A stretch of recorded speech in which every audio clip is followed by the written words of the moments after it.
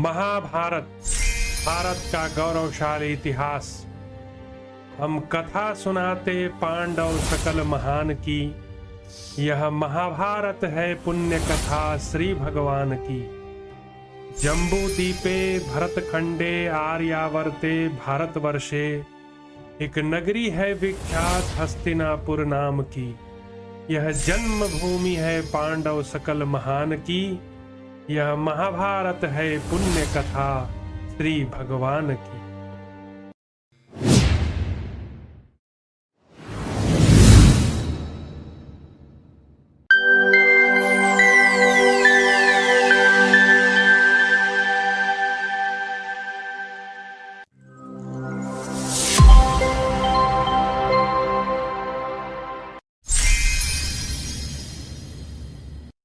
श्री रुक्मिणी कृष्णचंद्राभ्याम नमः।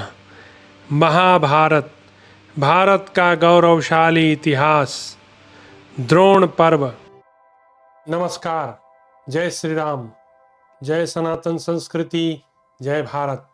मित्रों, महाभारत की कथा में आप सभी लोगों का पुनः एक बार फिर से स्वागत है।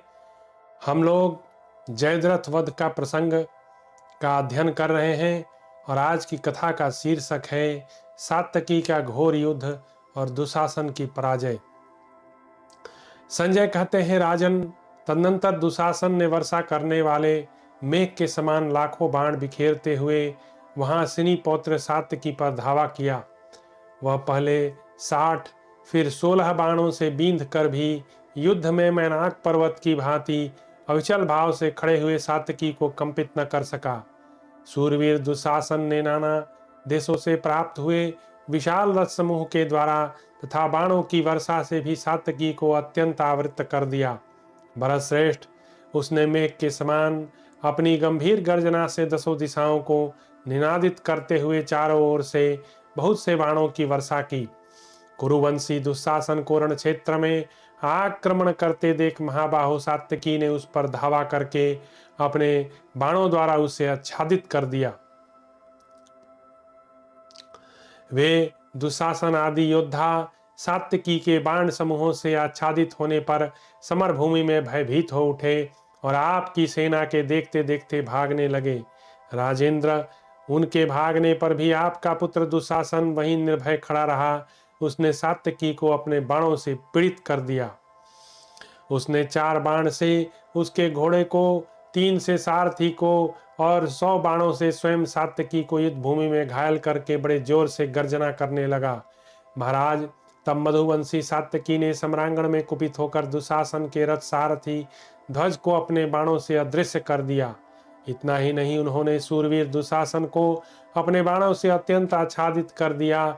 जैसे मकड़ी अपने जाले से किसी जीव को लपेट देती है, उसी प्रकार संकित भाव से पास आए हुए दुशासन को शत्रु विजयी सात्यकी ने बड़ी उतावली के साथ अपने बाणों द्वारा आवृत कर लिया। इस प्रकार दुशासन को सैकड़ों बाणों से ढका हुआ देख राजा दुर्योधन ने त्रिगतों को युधान के रथ पर आक्रमण करने की आज्ञा दी। वे त्रिगत 3000 रथी जो युद्ध में कुशल थे, कठोर कर्म करने वाले युधान के समीप गए। उन्होंने युद्ध के लिए दृढ़ निश्चय करके परस्पर शपथ ग्रहण करने के अनंतर विशाल रथ सेना के द्वारा उन्हें घेर लिया। तब सात्यकी ने युद्ध में बाण वर्षा करते हुए आक्रमण करने वाले 500 प्रमुख योद्धाओं को सेना के मुहाने पर मार गिराया। जैसे आंधी के वेग से टूटे हुए वृक्ष पर्वत से नीचे गिरते हैं, उसी प्रकार सिनी श्रेष्ठ सात्यकी के बाणों से मारे गए वे त्रिगत योद्धा तुरंत ही धराशायी हो गए। महाराज, प्रजापालक नरेश, उस समय गिरे हुए गजराजों, अनेक टुकड़ों में कटी हुई ध्वजाओं तथा धरती पर पड़े हुए सोने की कलंगियों से सुशोभित घोड़े से जो सात्यकी के बाणों से छत विछत होकर खून से लथपथ हो रहे थे, आच्छादित हुई। यह पृथ्वी जैसी ही शोभा पा रही थी, मानो वह लाल फूलों से भरे हुए पलाश के वृक्षों द्वारा ढक गई। जैसे कीचड़ में फंसे हुए हाथियों को कोई रक्षक नहीं मिलता, उसी प्रकार सम्रांगण में युधान की मार खाते हुए आपके सैनिक कोई रक्षक न पा सके। जैसे बड़े बड़े सर्प गरुड़ के भय से बिल में घुस जाते हैं, उसी प्रकार आपके वे सभी पराजित सैनिक द्रोणाचार्य के रथ के पास इकट्ठे हो गए। विषधर सर्प के समान भयंकर बाणों द्वारा 500 योद्धाओं का संहार करके वीर सात्यकी धीरे धीरे धनंजय के रथ की ओर बढ़ने लगे। उस समय आपके पुत्र दुशासन ने वहां से जाते हुए नरश्रेष्ठ सात्यकी को झुकी हुई गांठों वाले 9 बाणों द्वारा शीघ्र ही बींध डाला। तब महाधनुर्धर सात्यकी ने भी सोने के पंख तथा गिद्ध की पांख वाले 5 तीखे और सीधे जाने वाले बाणों द्वारा दुशासन को बेध कर बदला चुकाया। भरतवंशी महाराज, उसके बाद दुशासन ने हंसते हुए से भी वहां 3 बाणों द्वारा सात्यकी को घायल करके पुनः 5 बाणों से बींध डाला। तब सेनी पौत्र सात्यकी 5 बाणों से आपके पुत्र को रण क्षेत्र में घायल करके उसका धनुष काटकर मुस्कुराते हुए वहां से अर्जुन की ओर चल दिए। तदनंतर दुशासन वहां से जाते हुए वृष्णिवीर सात्यकी पर कुपित हो उन्हें मार डालने की इच्छा से संपूर्णतः लोहे की बनी हुई शक्ति चलाई। राजन, आपके पुत्र की उस भयंकर शक्ति को उस समय सात्यकी ने कंक पत्र युक्त तीखे बाणों द्वारा 100 टुकड़े करके खंडित कर दिया। जनेश्वर, तत्पश्चात आपके पुत्र ने दूसरा धनुष लेकर सात्यकी को अपने बाणों द्वारा घायल करके सिंह के समान गर्जना की। इससे महाभाग सात्यकी ने सम्रांगण में कुपित होकर आपके पुत्र को मोहित करते हुए झुकी हुई गांठ वाले अग्नि की लपटों के समान प्रज्वलित 3 बाणों द्वारा उसकी छाती में गहरी चोट पहुंचाई। फिर लोहे के बने हुए तीखी धार वाले 8 बाणों से पुनः घायल कर दिया। तब दुशासन ने भी 20 बाण मारकर सात्यकी को छत विछत कर दिया। महाराज, इधर महाभाग सात्यकी ने भी झुकी हुई गांठ वाले 3 बाणों द्वारा दुशासन की छाती में चोट पहुंचाई। इसके बाद महारथी युधान ने अत्यंत कुपित हो पैने बाणों से उसके चारों घोड़ों को मार डाला। फिर झुकी ही गांठ वाले बाणों से सारथी को भी यमलोक पहुंचा दिया। तदनंतर अस्त्रवेता सात्यकी ने एक भल्ल से दुशासन का धनुष, 5 से उसके दस्ताने तथा 2 भल्लों से उसकी ध्वजा एवं रथ शक्ति के भी टुकड़े टुकड़े कर दिए। इतना ही नहीं, उन्होंने तीखे बाणों द्वारा उसके दोनों पार्श्व रक्षकों को मार डाला। धनुष कट जाने पर रथ घोड़े सारथी से हीन हुए दुशासन को त्रिगत सेनापति ने अपने रथ पर बिठाकर वहां से दूर हटा लिया। भारत, उस समय महाबाहु सात्यकी ने लगभग 2 घड़ी तक दुशासन का पीछा किया, परंतु भीमसेन की बात याद आ जाने से उसका वध नहीं किया। भरतनंदन, भीमसेन ने सभा में सबके सामने युद्धस्थल में आपके पुत्रों का वध करने की प्रतिज्ञा की थी। राजन प्रभो, इस सम्रांगण में दुशासन पर विजय पाकर सात्यकी तत्काल ही उसी मार्ग से चल दिए जिससे अर्जुन गए थे। अगला अध्याय कौरव पांडव सेना का घोर युद्ध तथा पांडवों के साथ दुर्योधन का संग्राम। धृतराष्ट्र ने पूछा, संजय, क्या मेरी उस सेना में कोई भी महारथी वीर नहीं थे जिन्होंने जाते हुए सात्यकी को न तो मारा न उन्हें रोका ही? जैसे देवराज इंद्र दानवों के साथ युद्ध में पराक्रम दिखाते हैं, उसी प्रकार इंद्र तुर्य बलशाली सत्य परकर्मी सात्यकी ने सम्रांगण में अकेले ही महान कर्म किया। अथवा जिस मार्ग से सात्यकी आगे बढ़ रहे थे वह वीरों से शून्य तो नहीं हो गया था, या वहां के अधिकांश सैनिक मारे तो नहीं गए थे? संजय, तुम रण क्षेत्र में वृष्णि वंशी वीर सात्यकी के द्वारा किए हुए जिस कर्म की प्रशंसा कर रहे हो वह कर्म देवराज इंद्र भी नहीं कर सकते। वृष्णि और अंधक वंश के प्रमुख वीर महामना सात्यकी का वह कर्म अचिंत स्वभाव से परे है, उस पर सहसा विश्वास नहीं किया जा सकता। उसे सुनकर मेरा मन व्यथित हो उठा है। संजय, जैसा कि तुम बता रहे हो, यदि एक ही सत्य पराक्रमी सात्यकी ने मेरी बहुत सी सेनाओं को धूल में मिला दिया, तब तो मुझे यह जान लेना चाहिए कि अब मेरे पुत्र जीवित नहीं है।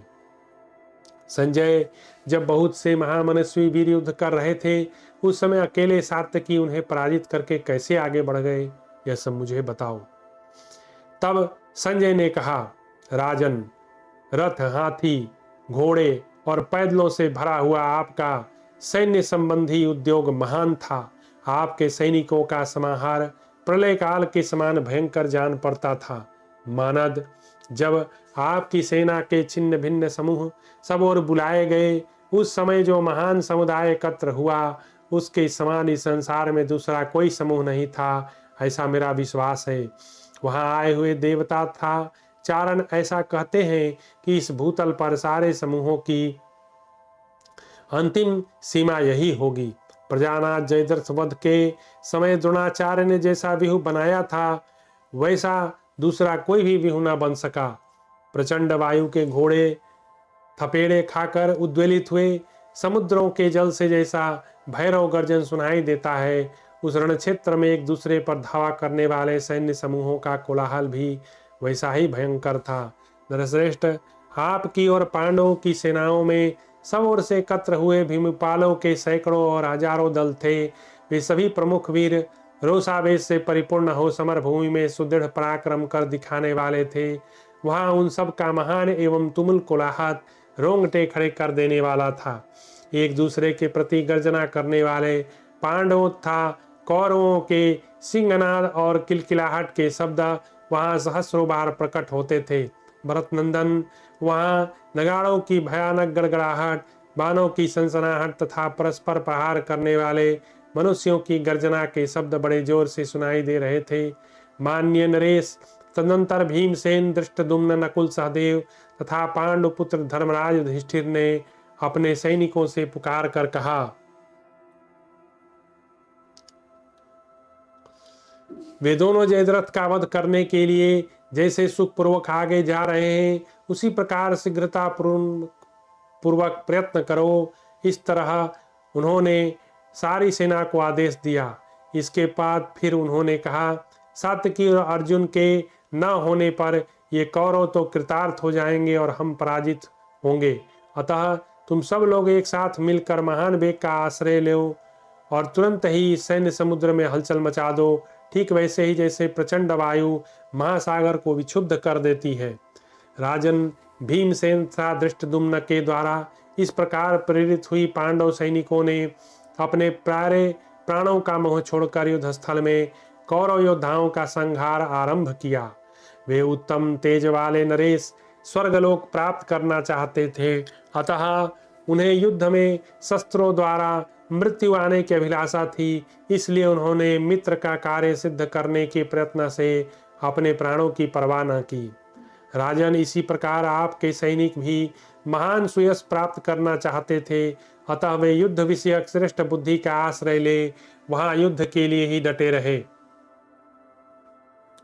जिस समय वह अत्यंत भयंकर घमासान युद्ध चल रहा था, उसी समय सात्यकी आपकी सारी सेनाओं को जीतकर अर्जुन की ओर बढ़ चले। वहां वीरों के स्वर्ण में कवचों की प्रभाएं सूर्य की किरणों से उद्भासित हो युद्ध स्थल में सब ओर खड़े हुए सैनिकों के नेत्रों में चकाचौंध पैदा कर रही थी। महाराज, इस प्रकार विजय के लिए प्रयत्नशील हुए महामनस्वी पांडवों की उस विशाल वाहिनी में राजा दुर्योधन ने प्रवेश किया। भारत, पांडव सैनिकों तथा दुर्योधन का वह भयंकर संग्राम समस्त प्राणियों के लिए महान संहारकारी सिद्ध हुआ। धृतराष्ट्र ने पूछा, सुत, इस प्रकार सारी सेनाएं भाग रही थी, उस समय स्वयं भी वैसे संकट में पड़े हुए दुर्योधन ने क्या उस युद्ध में पीठ नहीं दिखाई? उस महासमर में बहुत से योद्धाओं के साथ किसी एक वीर का, विशेषतः राजा दुर्योधन का युद्ध करना तो मुझे अयोग्य प्रतीत हो रहा है। अत्यंत सुख में पला हुआ इस लोक तथा राज्य लक्ष्मी का स्वामी अकेला दुर्योधन बहुसंख्यक योद्धाओं के साथ युद्ध करके रणभूमि से विमुख तो नहीं हुआ। संजय ने कहा, भरतवंशी नरेश, आपके एकमात्र पुत्र दुर्योधन का शत्रु पक्ष के बहुसंख्यक योद्धाओं के साथ जो आश्चर्यजनक संग्राम हुआ था, उसे मैं बताता हूँ, सुनिए। दुर्योधन ने सम्रांगण में पांडव सेना को सब ओर से उसी प्रकार मथ डाला जैसे हाथी कमल से भरे हुए किसी पोखर को। नरेश्वर, आपके पुत्र द्वारा आपकी सेना को आगे बढ़ने के लिए प्रेरित हुई देख भीमसेन को अगुआ बनाकर पांचाल योद्धाओं ने दुर्योधन पर आक्रमण कर दिया। तब दुर्योधन ने पांडुपुत्र भीमसेन को 10 बाणों से, वीर नकुल सहदेव को 3-3 बाणों से तथा धर्मराज युधिष्ठिर को 7 बाणों से घायल किया। तत्पश्चात उसने राजा विराट और द्रुपद को 6-6 बाणों से बींध डाला। फिर शिखंडी को 100, धृष्टद्युम्न को 20, द्रौपदी पुत्रों को 3-3 बाणों से घायल किया। तदनंतर उस रण क्षेत्र में उसने अपने भयंकर बाणों द्वारा दूसरे योद्धाओं, हाथियों, रथों को उसी प्रकार काट डाला जैसे क्रोध में भरा हुआ यमराज समस्त प्राणियों का विनाश करता है। दुर्योधन अपने धनुष को खींचकर मंडलाकार बना दिया। वह अपनी शिक्षा और अस्त्र बल से इतनी शीघ्रता के साथ बाणों को धनुष पर रखता, चलाता, शत्रुओं का वध करता था कि कोई उसके इस कार्य को नहीं देख पाता था। शत्रुओं के संहार में लगे हुए दुर्योधन के स्वर्णमय पृष्ठ वाले विशाल धनुष को जब सब लोग सम्रांगण में सदा मंडलाकार हुआ देखते थे, कुरुनंदन तदनंतर राजा युधिष्ठिर ने 2 भल्ल मार कर युद्ध में विजय के लिए प्रयत्न करने वाले आपके पुत्र के धनुष को काट दिया। इससे कुंती कुमारों की प्रसन्नता हुई। जैसे पूर्व काल में वृत्रासुर का वध होने पर संपूर्ण देवताओं और महर्षियों ने इंद्र को सब ओर से घेर लिया, उसी प्रकार पांडव भी युधिष्ठिर को चारों ओर से घेर कर खड़े हो गए। तत्पश्चात आपके प्रतापी पुत्र ने दूसरा धनुष लेकर खड़ा रह ऐसा कहते हुए वहां पांडुपुत्र राजा युधिष्ठिर पर आक्रमण किया। उस महासमर में आपके पुत्र को आते देख विजय की अभिलाषा रखने वाले पांचाल सैनिक संघबद्ध हो उसका सामना करने के लिए आगे बढ़े। उस समय युद्ध में युधिष्ठिर को पकड़ने की इच्छा वाले द्रोणाचार्य ने उन सब योद्धाओं को उसी प्रकार रोक दिया जैसे प्रचंड वायु द्वारा उड़ाए गए जलवर्षी मेघों को पर्वत रोक देता है। राजन महाबाहो, फिर तो वहां युद्ध स्थल में पांडवों तथा आपके सैनिकों में महान रोमांचकारी संग्राम होने लगा, जो रुद्र की क्रीड़ा भूमि संपूर्ण देहधारियों के लिए संहारक स्थान बना था। प्रभु तदनंतर जिधर अर्जुन गए थे उसी ओर बड़े जोर का कोलाहल होने लगा, जो संपूर्ण शब्दों से ऊपर उठकर सुनने वाले के रोंगटे खड़े किए देता था। महाबाहो, उस महासमर में कौरवी सेना के भीतर आपकी धनुर्धरों तथा अर्जुन और सात्यकी की भीषण गर्जना सुनाई देती थी। पृथ्वीपते, उस महायुद्ध में व्यूह के द्वारा शत्रुओं के साथ जूझते हुए द्रोणाचार्य का भी सिंहनाद प्रकट हो रहा था। इस प्रकार अर्जुन, द्रोणाचार्य तथा महारथी सात्यकी के कुपित होने पर युद्ध भूमि में वह भयंकर विनाश का कार्य संपन्न हुआ। द्रोणाचार्य के द्वारा बृहद छत्र, धृष्टकेतु, जरासंध पुत्र सहदेव तथा दृष्टन, दुम्न कुमार छत्रधर्मा का वध और चकितान की पराजय। संजय कहते हैं, महाराज अपराह्न काल में सोमकों के साथ द्रोणाचार्य का पुनः महान संग्राम छिड़ गया, जिसमें मेघों की गर्जना के समान गंभीर सिंहनाद हो रहा था। नरवीर द्रोण लाल घोड़े वाले रथ पर आरूढ़ हो चित्त को एकाग्र करके मध्यम वेग का आश्रय ले समरभूमि में पांडवों पर टूट पड़े। राजन, आपके प्रिय और हित साधन में लगे हुए महाधनुर्धर महाबली उत्तम कलश जन्मा द्रोणाचार्य ने अपने विचित्र पंखों वाले पहने बाणों द्वारा सोमको, सृंजयों, कैकयों का संहार आरंभ किया। भारतवंशी नरेश प्रतापी द्रोणाचार्य मानो उस युद्ध स्थल में प्रधान योद्धाओं को चुन रहे हों, इस प्रकार उनके साथ खेल कर रहे थे। नरेश्वर उस समय रणकर्कश के कई महारथी बृहद छत्र, जो अपने 5 भाइयों में सबसे बड़े थे, द्रोणाचार्य का सामना करने के लिए आगे बढ़े। उन्होंने गंधमादन पर्वत पर पानी बरसने वाले महामेघ के समान पहने बाणों की वर्षा करके द्रोणाचार्य को अत्यंत पीड़ित कर दिया। महाराज, तब द्रोण ने अत्यंत कुपित हो शान पर चढ़ाकर तेज किए हुए सोने के पंख वाले 15 बाणों का बृहद छत्र पर प्रहार किया। द्रोणाचार्य के छोड़े हुए रोष से भरे सर्पों के समान उन भयंकर बाणों से प्रत्येक को बृहद छत्र ने युद्ध में 5-5 बाण मारकर प्रसन्नतापूर्वक काट डाला। उनकी स्फूर्ति को देखकर विप्रवर द्रोण ने हंसते हुए झुकी ही गांठ वाले 8 बाणों का प्रहार किया। द्रोणाचार्य के धनुष से छूटे हुए उन बाणों को शीघ्र ही अपने ऊपर आते देख बृहद छत्र ने उतने ही तीखे बाणों द्वारा उन्हें युद्ध स्थल में काट गिराया। महाराज, इससे आपकी सेना को बड़ा आश्चर्य हुआ। बृहद छत्र द्वारा किए हुए इस अत्यंत दुष्कर कर्म को देखकर उनकी अपेक्षा आपकी विशेषता प्रकट करते हुए द्रोणाचार्य ने रण क्षेत्र में परम दुर्जय दिव्य ब्रह्मास्त्र प्रकट किया। राजेंद्र, युद्ध भूमि में द्रोणाचार्य के द्वारा चलाए हुए ब्रह्मास्त्र को देखकर कैकेयी नरेश ने ब्रह्मास्त्र द्वारा ही उन्हें शांत कर दिया। भरत नंदन, ब्रह्मास्त्र का निवारण हो जाने पर बृहच्छेत्र ने शान पर चढ़ाकर तेज किए हुए सोने के पंखों से युक्त 60 बाणों द्वारा ब्राह्मण द्रोणाचार्य को बेंध दिया। तब मनुष्यों में श्रेष्ठ काला सांप बांबी में प्रवेश करता है, उसी प्रकार द्रोणाचार्य के धनुष से छूटा हुआ वह बाण युद्ध स्थल में कैकेयी राजकुमार बृहच्छत्र को विदीर्ण करके पृथ्वी में घुस गया। महाराज, द्रोणाचार्य के बाणों से अत्यंत घायल हो जाने पर कैकेयी राजकुमार को बड़ा क्रोध हुआ। वे अपनी दोनों सुंदर आंखें फाड़ फाड़ कर देखने लगे।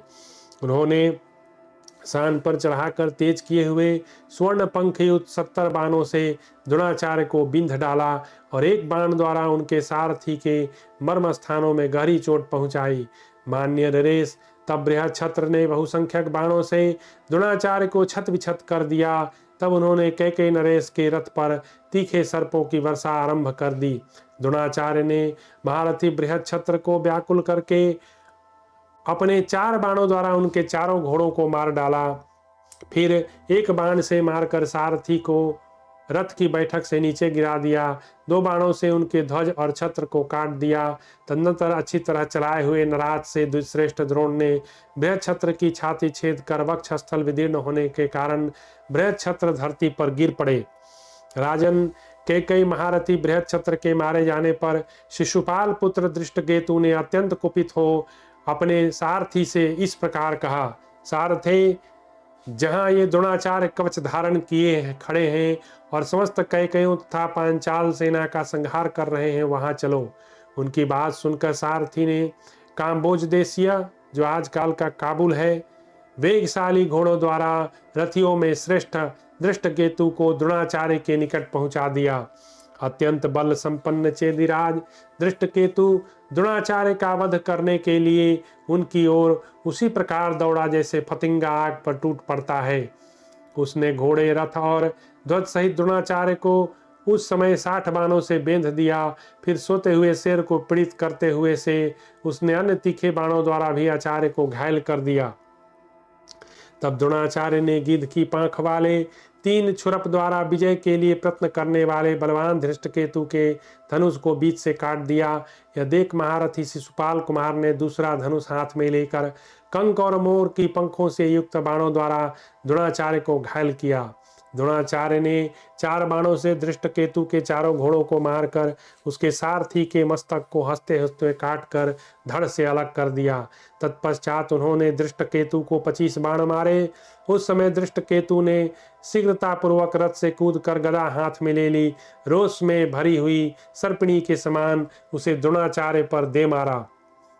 वह गदा लोहे की बनी थी, उसमें सोने जड़े थे। उसे उठी हुई कालरात्रि के समान अपने ऊपर गिरती देख द्रोणाचार्य ने कई हजार पैने बाणों से उसके टुकड़े कर दिए। माननीय कौरव नरेश, द्रोणाचार्य अनेक बाणों से छिन्न भिन्न की हुई वह गदा भूतल को निर्दादित करती हुई धरती में समा गई।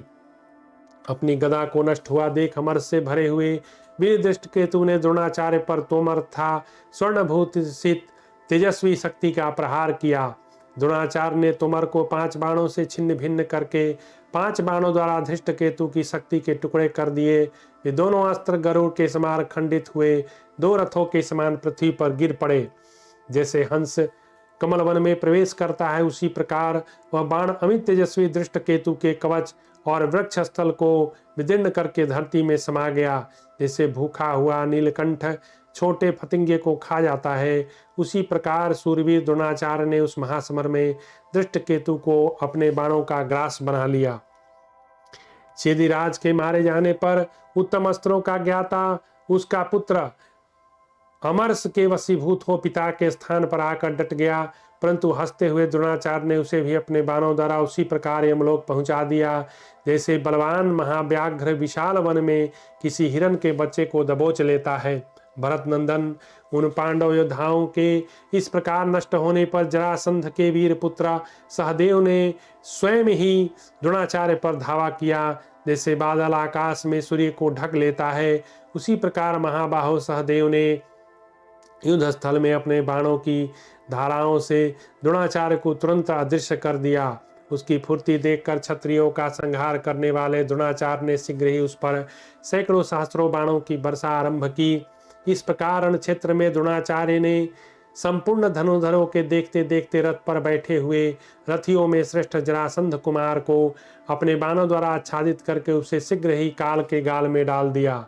जैसे काल आने पर यमराज समस्त प्राणियों को ग्रस लेता है, उसी प्रकार काल के समान द्रोणाचार्य ने जो जो वीर उनके सामने पहुंचा उसे उसे मौत के हवाले कर दिया।